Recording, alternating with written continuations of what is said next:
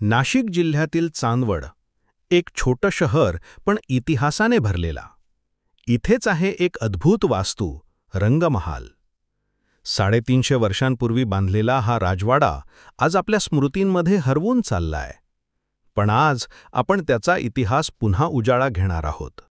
रंगमहाल, ज्याला होळकर वाडा असंही म्हटलं जातं, याचं बांधकाम केलं होतं राणी अहिल्यादेवी होळकरांनी 17व्या शतकात. हे केवळ वाडा नव्हतं, तर एक संपूर्ण प्रशासनिक केंद्र होतं. चांदवडला होळकर घराण्याची जहागिरी मिळाल्यावर इथं 7 विशी तटबंदी आणि प्रशासकीय व्यवस्था उभी राहिली.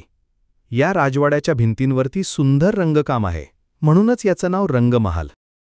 या महालात एक भव्य बारव आहे, म्हणजेच एक खोल, विस्तीर्ण विहीर, ज्यामध्ये एकाच वेळी 50-55 लोक उतरू शकतात.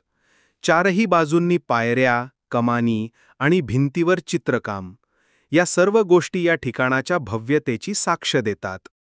महालामध्ये एक गोड भुयारी मार्ग होता. म्हणतात तो थेट रेणुकादेवी मंदिर किंवा विंचूरपर्यंत जात असे. आज तो बंद आहे. पण कल्पना करा त्या काळातली सुरक्षा आणि डिझाईन. काळाच्या ओघात रंगमहालाची भव्यता विसरली गेली. शासनाच्या दुर्लक्षामुळे हे ठिकाण आता उद्ध्वस्त होऊ लागलंय. कोरीव भिंती मोडकळीस आल्यात आणि इमारतीला आता देखभालीची नितांत गरज आहे.